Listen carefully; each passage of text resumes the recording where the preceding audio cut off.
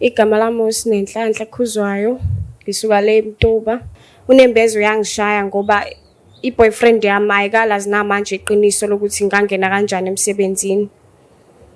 Usebenza kanzima kabi la ngiyi-security ungondlisa ingane uthi akuyona yami.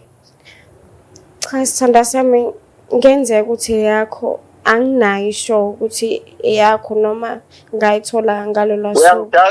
Uyangidakelwa lo mfana nje unobusharimu nje umbuka lo mfana. Ngoba wena ozongitshela ukuthi unomuntu wami. Imake webhodi imake indaba eze kuwena. Uze kuyivumani film uzodinga usizo uthi kunento emphethe kabi. Inento emphethe kabi kakhulu and uhleze efuna ukukutshela yona but uyasaba because akuyona into elula. Amafilimu wona lawo ngiyamazi.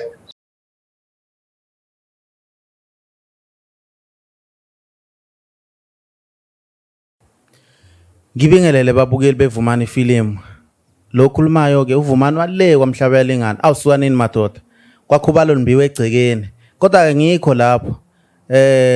Sinosisi la namhlanje osivakashele ngoba nihlezi nazi ke ukuthi inkinga ayiningi kulomhlaba babukele.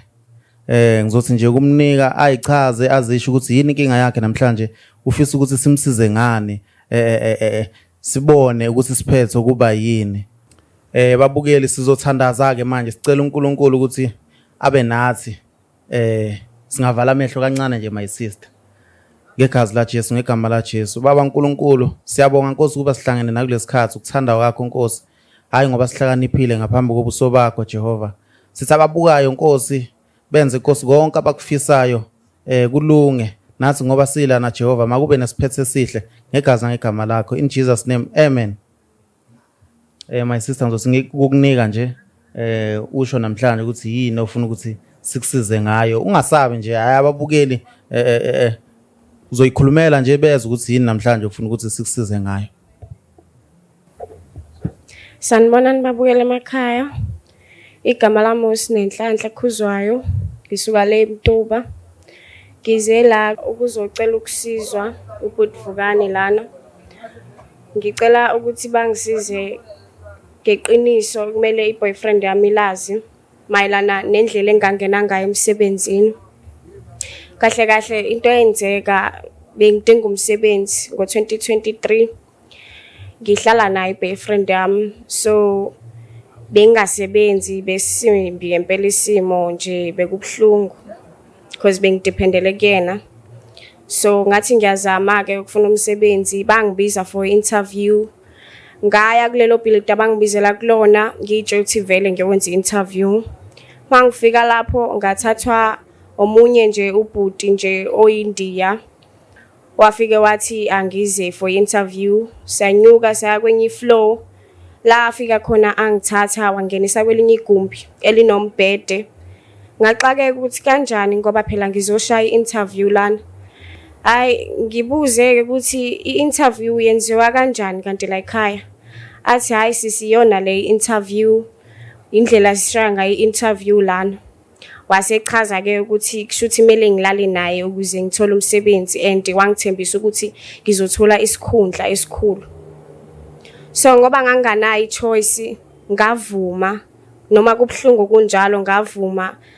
Kwenzeka ngayisola kodwa ngasebenza kwamnandi kodwa kungemnandi kumina ngalendlela ngoba umholo wona ubumuhle impela ngihola kahle imali right yakhona kodwa uNembezo uyangishaya ngoba i-boyfriend yami ayikalazi namanje iqiniso lokuthi ngangena kanjani emsebenzini. Futhi abantu abaningi engisebenza nabo ngiyabazi bayangazi. So ngiye ngiphatheke kabi nje noma ngibabuka sixoxelana izinto ezenzeka nemsebenzini ngoba ke kusale lokho ukuthi mina ukuze ngithole umsebenzi ngalala neboss. So ngiyalidinga kakhulu usizo. Angazi kuzokwenzakalani, angazi i-boyfriend yami izozizwa kanjani ngalokho. Kodwa ngiyadinga ukuthi yazi iqiniso ngempela. Ngisho lokho ngoba kubhlungu ngempela. Since nama-colleague ami emsebenzini ahlezi nje enokunginaka ukuthi angijabulile ngoba wona ayafisa ukuba sesikhundleni sami ukuthi ngiyahola kakhulu. futhi impilo yami imnandi. Kubona babuka ngathi imnandi ngoba nomholo engiwutholayo uyajabulisa impela, bayafisa nabo ukuthi babe seyicathulweni zami nje. Kodwa mina hlezi ngiwumuntu nje omuncu nje ongathokozeli konke lokho. Nomakhelwane hlezi bengibuka njengomuntu ohlinayo, ohlezi engajabulile, kube nzima nokubingelela.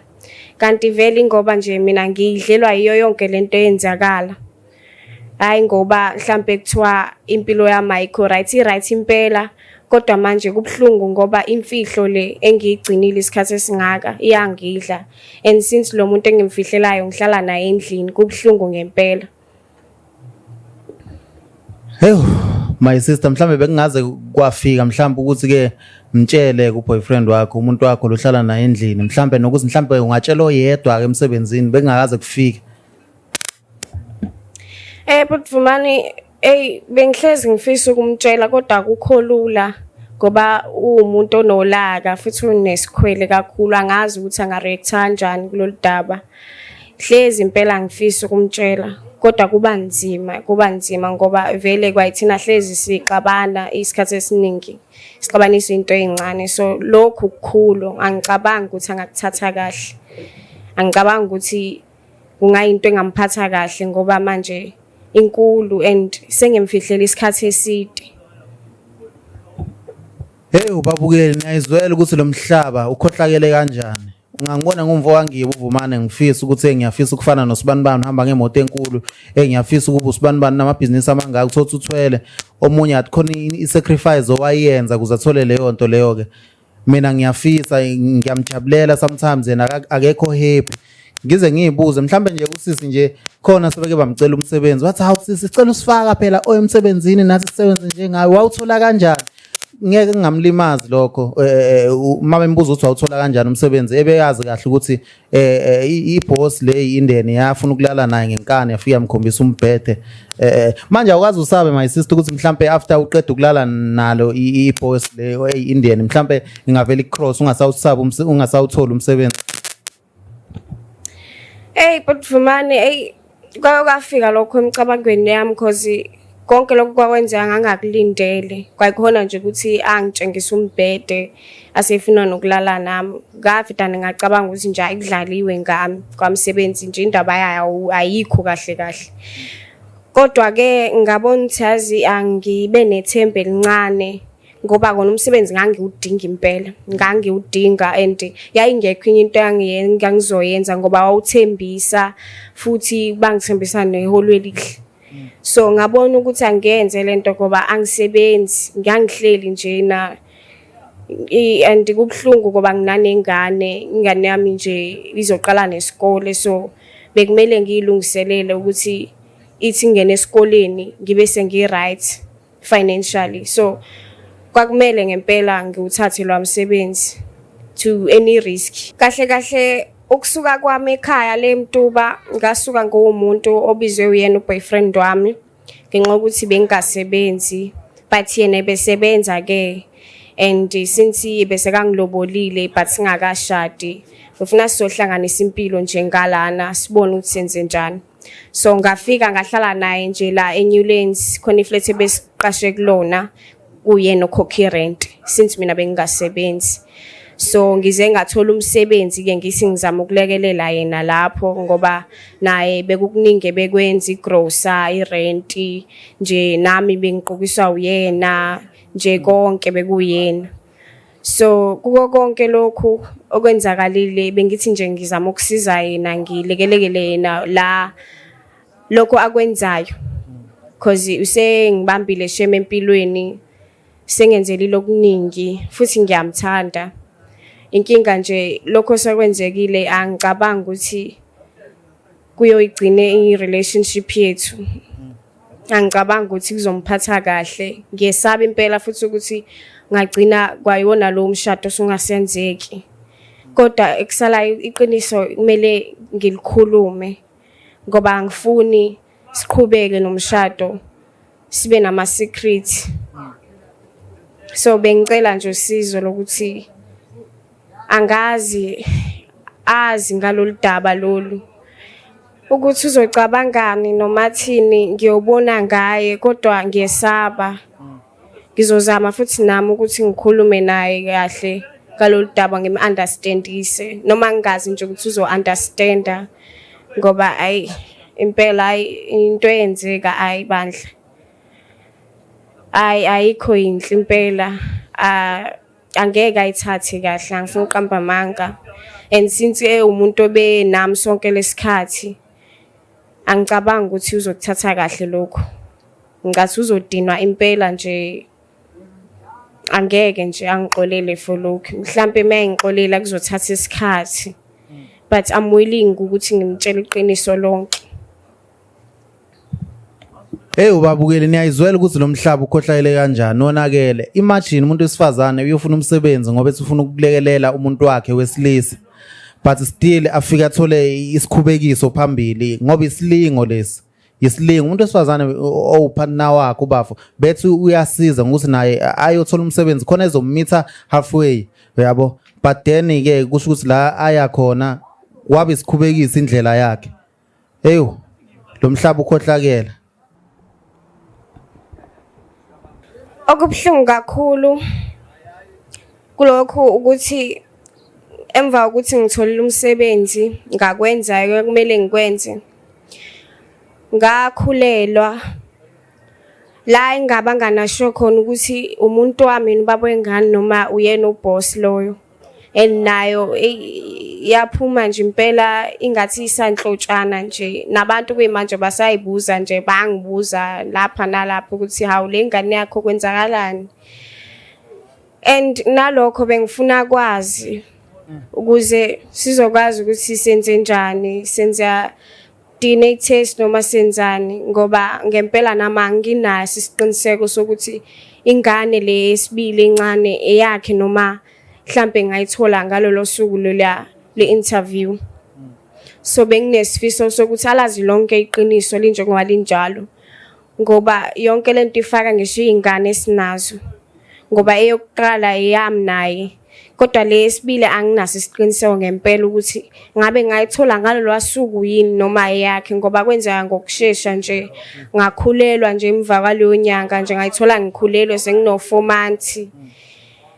Ngathuka impela kodwa yena wahlale umuntu owaziyo ukuthi ingane yakhe and lengane le eyomfana manje kubhlungu ngoba ngizoyidukisa kanti akusiye yakhe kanti yena uyindoda yamasiko. Manje ngiyasaba ngempela okungenzeka kumina nengane yami. Ya kunjalo nje Bhutvumani kunjalo nje impela. My sister manje ke awusabi ukuthi namhlanje ngoba kumele alazi leliqiniso noma kwazi konke lokho okuphatha kabi awusabi ukuthi mhlambe uzophatheka kabi mhlambe abone ngazi ukuthi mhlambe umuntu ongathembekile noma mhlambe wena sonke lesikhathi bumyuza. Nginovalo Bhutvukani nginovalo olukhulu ngoba yonke lento ngiyazi kahle ukuthi ngeke yehle kahle kuyena.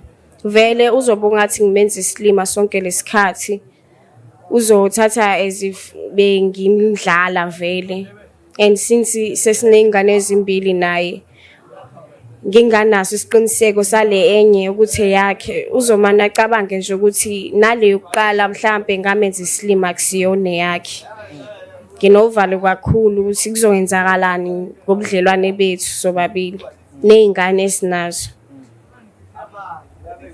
Babukeli niyayizwela ukuthi kunzima kakhulu kunzima and lesimo lesimuntu uyasibheka uyayithatha uyifake enyaweni zikasisi umuntu wesilisa uyithatha uyifake enyaweni zikamyeni wakhe uyabona ukuthi ngempela kuwena ungenze njani subhekana nalesi simo lesi but ke ayikho into esizoyenza usisi ukuthi simsize aqhubeke nempilo umyeni wakhe alazi iqiniso. Babukeli izwe likhohlakele lonakele kakhulu.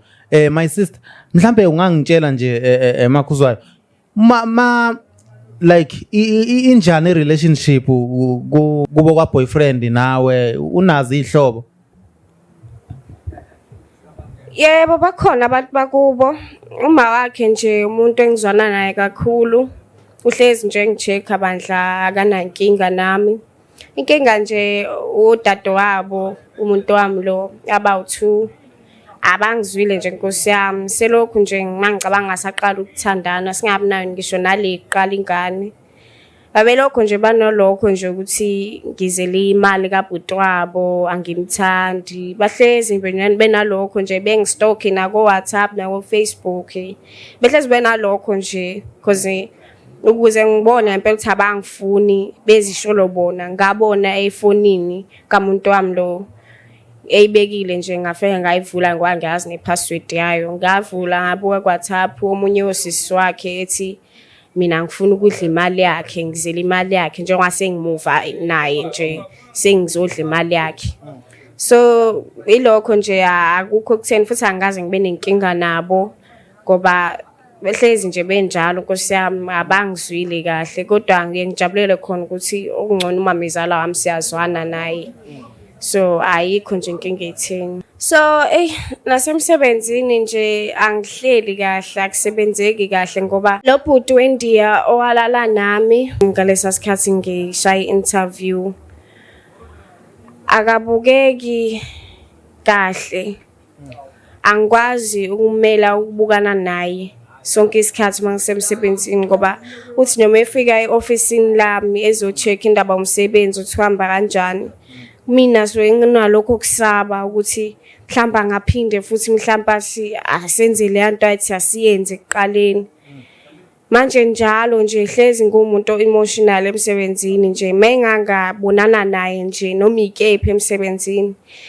Hlezi ngizovedana nje ngivalele eofficeini lami noma nje bangibona abantu ngibaleka nje ngiyongena noma isetoilet ngikhale kahle khona ngiphuma amehlo sebovu ke bangibuze ama colleagues ami ukuthi kwenze njani ngiyoqamba amanga ngithi nenkinga ekhaya kwesinye isikhathi ngithi hayi ngiright nje ngisho lokho engangisiza leso sikhathi kodwa ngibe ngazi kahle ukuthi kubhlungu ngaphakathi ngoba angikwazi ukubukana nalela ndiya lelana and ngisebenza kabuhlungu lona li right ngoba emva kalokho aliphindanga libe nalokho ukuthi mhlambe liphinde libuyise le yanto leya kodwa mina ukulibona kwami kubuye yonke into ngalendlela ukuthi hlezi ngizoba umuntu okhalayo emsebenzini hlezi kwamina ngifuna nje ukuthi kwawusuku liphele nje akusebenzeki kahle and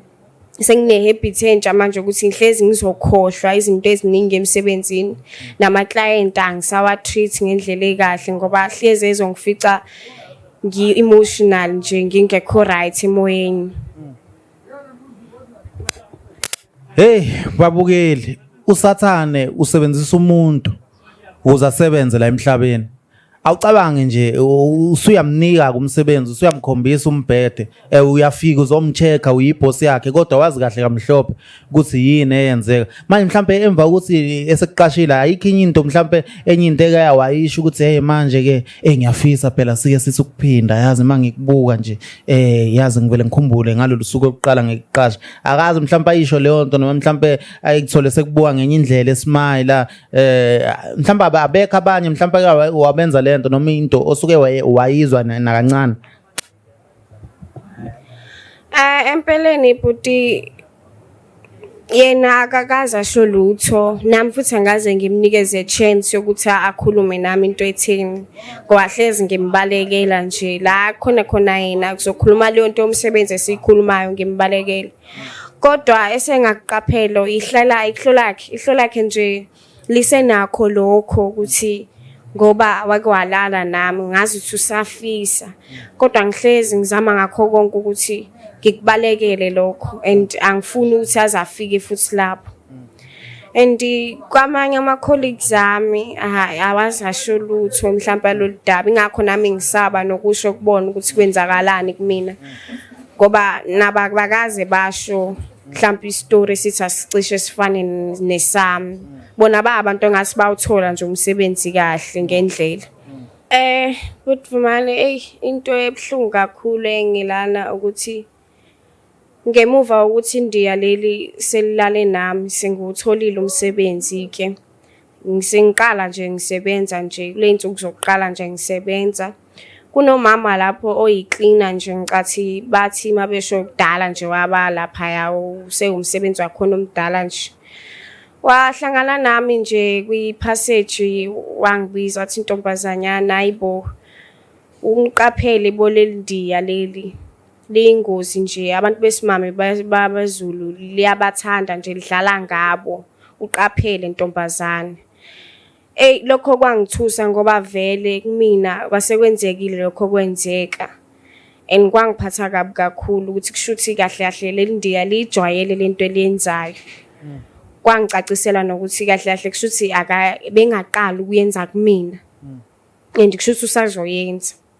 And okunye kungiphatha kabi okungisebenzisa kabi futhi kuleya ndawo ukuthi amanye amandiya la sesebenza nawo laphaya boss amakhulu laphaya ajwayele ukuthi noma ehleli ofisini nawo ehlangene lapho sothi ngizodlula noma ngifike ngizobuza something bahleke nje ngendlela engayiqonde kahle noma bakhulumele phansi into engayizwa kahle ngize ngicabanga ukuthi mhlambe leli ndiya liyabatshela noma labatshela ngesakwenza noma mhlambe angazi kodwa nje lokho bekungiphatha kabi ngoba kushuthi beyaziwe into engayenza kahle kahle and kwangiphatha kabi ukuthi izogcina kephi bazoyikhuluma ifike kubani. Ingakho njengamanje ngifuna umuntu wami akwazi konke lokho kwenzeka kumina. Hewu siswami uNkulunkulu muhle uzowethula umthwalo nomuntu wakho uzokwazi namhlanje. Manje awusho siswami yini oyiduduze ngayo ngaphambi kokuthi sifonele umuntu wakho manje. Yini uyiduduze ngayo ukuthi hayi noma kwenzekile lokho ngizoqina because of ngifuna ukuthenga imoto. Ngizoqina because of mhlambe ngifuna ukuthenga ibhanoyi. Yini eyenza ukuthi uqhubeke usebenze ube strong la ukhona? But into engenza ngiqhubeke ngisebenze laphayana ingoba since ngawuthola lo msebenzi ngiyakwazi ukuzimanager nasekhaya futhi ngiyakwazi ukubasiza kakhulu because nginosisi wami nje obeqeda matric nje ube busy efunana nendaba zesikole ngimsiza lapho nalapho sezewasithola uma nasekhaya hlezi ngikwazi ukumsendela imali yokudla nalokho akudingile futhi nengane enginayo iyakwazi ukuphila esikolweni ifunde kahle nale encane futhi ayiswele lutho Nkosi yami ngiyakwazi nje ukuba manager bonke emndenini wami ilokho nje ngingiduduze ngakho ukuthi okungcono balala bedlile nginokuthi ngihlale ngingasebenzi. Siyami. Umuntu wakho umuntu onjani unolaka uyakulalela noma akakulaleli ngoba enesikhwela? Umuntu olukhuni kakhulu unenkani omZulu so unenkani kakhulu. Uyathanda nje ukuthi kulalelwe yena isikhathi esiningi. Angazi nje yonke lento izayithatha kanjani ngoba nje ukanjalo nje ulo muntu onenkani ofuna nje kulalelwe yena yonke into afuna ukuyenza kumele yenzeke. So nje angazi kulolu daba lwami ukuthi ngizomisa kanjani ngempela. And futhi angicabanga ukuthi umuntu wakhe ngathula kanjalo after ezwe lento le. Awucabanga ukuthi mhlambe le ndiye enisebenza nalo ngingayithola mhlambe kube ungaphansi ongaphezulu kuphihle ama glass ema officeini lifika mhlambe angisho ukuthi unesibhamu menaso mhlambe ayithole semzingela mawukuthi kanjani unenduku mhlambe akholela ukuthi nje ukholela ukuthi amzwise ubhlungu mhlambe ayithole semnabisa. Yena umuntu onolaka impela ngiyacabanga ukuthi khona azokwenza okusalayo ngoba kuwo konke lokho uzolifuna indiya lona shem uzolifuna futhi uzofuna ukuhlangana nalo. Ongenzeka mhlawumbe abiza amaphoyisa ngazi noma alwise ngoba hayi bandla uphuma silwe wensizwa loyana. And lonke lokho kungiphatha kabi ngempela ngoba ngenzeka nami ngisasengiluza nalo umsebenzi njengamanje ngoba angaya kulona indiya afika libuze akhulume nalo ngalendlela ukuthi uzolwa nalo and uzolwisa okwangempela nje angifuni uqamba amanga kwamina nje ngisengcupheni njengamanje nami nje angazi ngiyabikelwa nje ukuthi isimo sobe sinjani sesikhuluma ngalo daba. Babukeli singamoshi isikhathi manje isikhathi sokuthi sifonele othandiweyo wakho Makhuzwayo. Okumele ukulindele ukuthi uzoba ngakuwena and njengamanje simfonela akekho ongekadinwe meze ukuthi indlovukazi yakhe ihlukumezekile. Ongenzeka aqhubeke nawe ongenzeka angaqhubeki nawe. Yilokho konke kumele ukulindele ukufaka inhlizweni khona mase kwenzeka ngeke ukuhlukumeze but kumele ube strong wena. Kodwa khona okubalekile uselisoluwela lolwandle noma lubomvu. Ya ngiyathemba nami ukuthi izinto zizolunga from now on since iqiniso selizophuma and njengoba sezokwazi yonke into manje ngiyacabanga ukuthi naye uzocabanga ngenye indlela ayithathe ngenye indlela lento ukuthi understand isimo engibhekane naso and ngizothanda ukuthi ngimazise lonke iqiniso kungasali lutho. Ukuthi ke ngingazi ukuthi uzoreacta kanjani but ngiyathemba ukuthi uzo-understand angisekele like abe nami kulesi simo engibhekene naso la. Babukeli asingamoshi isikhathi kuthiwa isikhathi siyimali. Siswami uzofaka inamba la inamba yomuntu wakho then kuba ukuthi siyamfonela. Hey la airtime incane sothele ngala siyafona my sister uready. Yo angazi yazi butami ngesaba kodwa hayi asiqhubeke ready. Khuleka yonke into idaliwe la emhlabeni uNkulunkulu uyayazi ukuthi sodlula kanjani kuyona masingena kuyona. Ngizocela nje ungifayile inamba yakhe. Punch inamba yakhe. Yonke indlela idlula la. Yonke indlela idlula la. 2 4 6 8 10. Kuba igama lakhe? Bhuti usizo. Khuleka. Babukeli yonke indlela idlula la mufike la kule show. Sizwe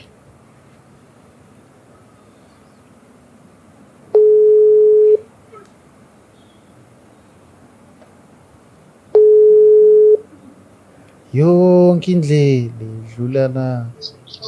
Hello? Sawubona bhuti. Yebo kunjani? Siyaphila mfowethu uJesu Muhle. Yebo. Akusiza ngani bhuti? Bhuti la unomuntu wakho uMakhuzwayo sinenhlanhla angazi noma uyamazi. Uba wena ozongitshela ukuthi unomuntu wami. Awu ncike yami. Sila ngoba ngisho nginosinenhlanhla la uze kuyivumani film uzodinga usizo usikunento emphethe kabi. Inento emphethe kabi kakhulu and uhleze efuna ukukutshela yona but uyasaba cause akuyona into elula. Amafilimu wani wona lawo? Amafilimu wani wona lawo? Ngiyamazi. Bhuti. Ngiyamazi umuntu wami. Angilwe bhuti kodwa ngicela ukuthi umuntu wakho ngiyazi. Ngoba ngisho ukuthi usinenhlanhla la kunento ebhlungu emphathe kabi mhlawumbe uyakhumbula ukuthi khona umsebenzi agcine ngakuthola emva kokuba isimo besisimbi. Yeah so angazi noma ngamnikeza akutshela ukuthi yini le emphethe kabi ahleze efuna ukukutshela yona. Imake webhuti imake indaba eze kuwena. Nasikhwela umuntu. Bhuti ngicabanga ukuthi iyona ndlela ukuthi kube lula ukuthi akhulume nawe mengekho eduze nawe because sijole kubasiza abantu mebeze la kuyivumani film. Awumnike ngikhulume naye. Nkabi yami kodwa ke ngicela ungithembise baba ukuthi ngeke ungabi hard kuyena because kunzima mfowethu kunzima. Yabo. Sengizotshelwa yiwena ukuthi ngingabi njani kumuntu wami. Awumnike ifoni ngikhulume naye. Yebo, sithanda sami njani? Ya mama. Ngafonelwa amadoda engingawazi nje angitshela ukuthi amafilimu amasimba endawo. Cha baby, ukuthi bengize kubhuti Vumane lana ngizocela usizo. Ukwazi wena ukuthi ukhulume nami manje yini?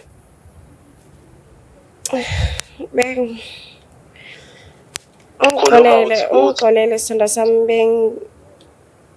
bengingazizwa ngi-free. Khuluma uthi wenze njani?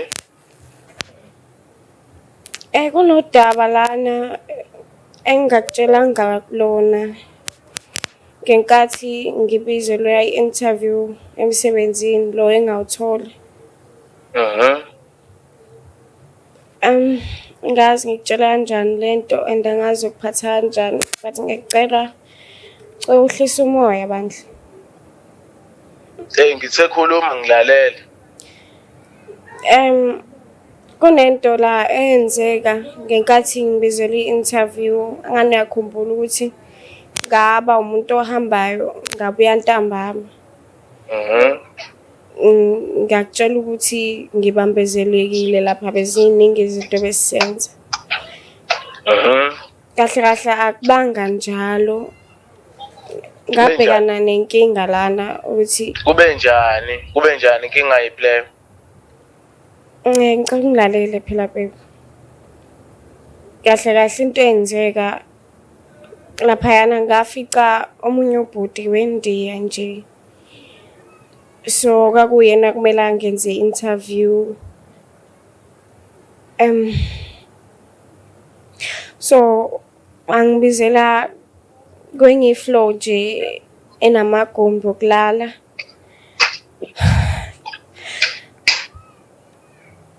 Ngilalele. Enzima lento yazi, engafuni ukuthi uyizwe kanjena kodwa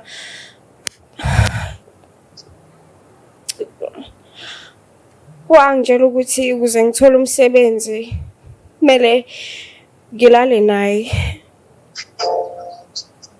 Wenzeni? Ngiyaxolisa kakhulu ukuthi kangiwudinga umsebenzi.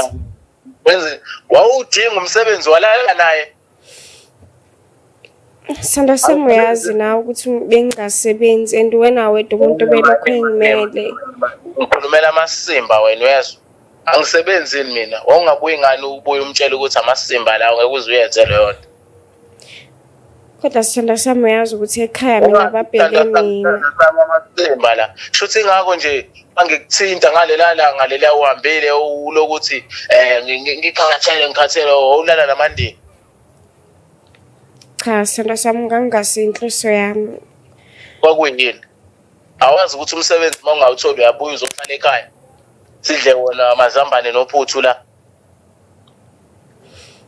Ngixolisa kakhulu ukuthi ngisengithembile nami ukuthi umsebenzi lo ngase ngiwutholile and njengoba wazi usisimo sami sasinjani ekhaya babheke mina and since ngawuthola sithanda sami lo msebenzi ekhaya bangcono ba-right bayakwazi nokulala bedlile. Ngiyakwazi nami ukuba provide indlela engiba provide ngayo. Ngiyazi sithanda sami ubunginakekela kodwa ekhaya uba provide ngekhekhe la. Cha sithanda sami kwenzeka ngalolu suku kuphela. Okokuqala la ngifonelwa amadoda athi nywenywe amafilimu amasimba yini. Yazini ngizocela sikhulume kahle ntambama lento le ngisasemsebenzini okwamanje. Ngisasuke kabi. Futhi ngiyabuya ukephi? Nginayo ubhuti lana. Sithanda sami bengizocela usizo nje kuphela ukuthi naye uzolala naye futhi. Cha nganginjalo. Ngoba wena mawufuna usizo uhamba ulala nje. Ngiyaxolisa. Awuqhubeke ngifuna ukwazi yonke into, awuqhubeke ngizwe. Awuqhubeke. Kunolunye udaba sithanda sami angani uyakhumbula ukuthi indaba namhlanje wesine. Ngangenzani kodwa ngithola noSine. Ngangifunani kuwena? Zithini indaba? angithi uyazi ukuthi emva kokuthi ngithole umsebenzi ngakhulelwa uboy angani uyakhumbula ukuthi kwenza fast kanjani, and ebengifuna ukwaziswa khona ukuthi anginayo isho ukuthi uboy owakho yini ngempela noma ngamthola ngosuku lolu interview. Yazi ngiyasho ukuthi uboy nje unomdiya nje engingabazi. Yazi wena Sinewe uyangijwayela ngizokudubula ngiyakutshela. Cha, senda samcunga yenze into ngicela sikhulume kahle. Yabuya ayisekho mina into engizoyikhuluma nawe yezwa. Wezwa. Ngiyaxolisa senda sami ngiyacela ngicela yabuya ntambama. Thathe lela ndiya lakho uhambe nalo yezwa. Ngijwayela amasimba no2. Zokhuluma kahle ntambama uyanginyanyisa lo. Awuthi ngifuna ukuphuma la manje. Awusithanda sami ngiyacela bandla u-understand nami yonke lento lena ingihlukumezile emoyeni. I hope now ubone.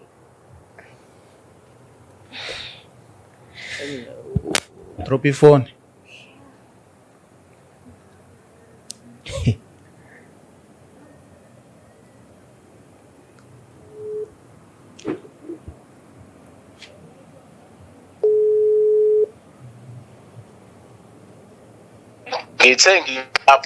Ngithengiza lapho ungabusangifonela.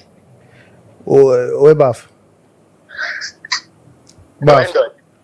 But bengisacela mfowethu njengendoda uyazi ukuthi ezabantu besilisa. Ubani wena ozongitshela ukuthi njengendoda ngenze njani? Usungithathele inqumo wena noma usuyamudla nawe? Inkabi yami hayi mina ngilwe nawe yabo. Uba inkabi yakho. Bhuti angilwe nawe. Uba ubhuti wakho. Ngizalwa kini mina.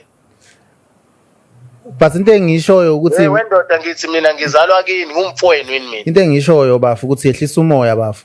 Ngeke ukusiza ukuthi unyuse umoya ngoba mu busy futhi unyuse umoya futhi umphushela ukuthi kushuthi ayathathwe India ufuna ukuthi athathwe India yini bafu. Ngiyanginyela nobabili nini. Nawe uma ufuna ukumthatha ungamthatha. Bafu kumele ukuthi umsupport umuntu wakho bafu yabo. Ube naye asimanje kunzima. No bafu no. Ngimsupport ngani? Be a man my brother. Buka wena nje ube naye umsekele uwazi ukuthi uright lento ingalokho imudla lapha emsebenzini ngoba uzofika adliwe yiyona aphinde edliwe. Awumnikeze ifoni. Wesne. Yebo. Ayisekho into engizoyikhuluma mina njengamanje uyazwa sokhuluma kahle ntambama. Ngiyabuya. Kodwa sithanda sami ngicela u-understand konke lokho kwenzeka kwangasinhloso yami. Uyazi nawe ngangiyofuna kanjani umsebenzi. Ngithe mina ngiyabuya okunye sesokukhuluma endlini. Angithandi ukuthi siloku esikhulume la emafonini. Kodwa ke ngiya-understand kodwa ngiyabuya. Ngiyabonga babe. Ngiyathemba sokukhuluma into yaphambili. Ngiyacela bandla ungangilwisi. Ngiyabuya. Sokhuluma kahle mangibuya endlini. Ungabe sangifonela nale ndoda lokho ngifonela la. Yebo. Kusebenza kanzima kabi la ngiyi-security ungondlisa ingane uthi akuyona yami. Cha sithanda sami ngenzeka ukuthi yakho anginayo isho ukuthi yakho noma ngayithola ngalo lwasuku. Uyangidakelwa. Lo mfana nje unobusharimu nje umbuka lo mfana. Uyangidakelwa. Ngicela hlisa But yabo methu ya understand ngiyazi mina Sine methu ya understand khululeka. Ngeke akulwise ngiyeza ukuthi usakuthanda yabo ngizwa ngisho ekhuluma mase ngiya understand but manje uyavukuzeka ubaseleka kakhulu mase uthi ingane awunayisho ukuthi eyakhe yini. Yeah, ngiyamuzwa nami ukuthi ucasukile and ucasuke ngempela. Ngoba icasukile nje kuyasho ukuthi usanesikhwele akekho ngeke avume phela uyazi ukuthi mekuvume ekudedela uzothola abanye noma futhi na India le mhlambe lisayibhekile ngawe. Hayi. Mina anginandaba neNdiya bengifuna nje ukulungisa lento nosizo ukuze izinto zethu zihambe kahle ngoba nami bese ngingasa act right my around like bengasamina nje naye futhi bekuqaphela lokho ukuthi kubuhlungu kumchazela lonke iqiniso ngoba into ebiyimfihlo kahle kahle le kumina. But ngiyajabula manje ukuthi ekugcineni sengize ngakwazi ukumtshela noma ngisaba nje ukuthi yonke lento izosithatha isibeke kephi sina sobabili. Khulileka my sister mbukeli into esizoyenza kumele senze sure ukuthi sikhona ngoba ethi uyabuya manje kumele senze sure ukuthi sikhona yimina la nensizwa zethu ithimba lethu crew sobe sikhona yabo noma ke singaletha ama camera because lokho kuzomenza ukuthi abe mandla kakhulu abe nolaka yabo mhlawumbe akafuna ukubona nabantu ukuthi mhlawumbe udlelwe yindiya yabo. So khulileka wena siswenza sure ukuthi usafe ngeke akuthinde ngeke akubeka isandla mbukeli siyakha la asibhidlizi inhloso yethu umuntu mefika la simsiza ukuthi silungise abantu bangagcina sebehubhana niyayazi lento bangagcina sebehubhana ngaleyo nto leyo yabo induku yamagwala babukeli siyabonga sisusine soyenza sure ukuthi usafe sambe nawe mungathindekanga nje kumele kukhulunywe nje yabo as umndeni yabo umndeni kumele wakhane kungabi khona omunye mhlambe ogcine sethola ukulima kungabi khona omunye othole esethola ukuthi alimazeke uyayibona leyo nto. Yebo ngiyabonga kakhulu noma ngingazi nje ukuthi isimo from lana sobe sikanjani kodwa ngiyabonga and ngizocela ukuthi mase siyakena amakhamera angabe bikho ngoba uzocasuka kakhulu angicabanga ukuthi angathanda ukuvela kumakhamera. Babukeli amen God is good usisi usafe nikhululeke nje konke sokuphatha la ezandleni socela ivene yodwa isiphelezele akhona engazothi besimhlasela amen.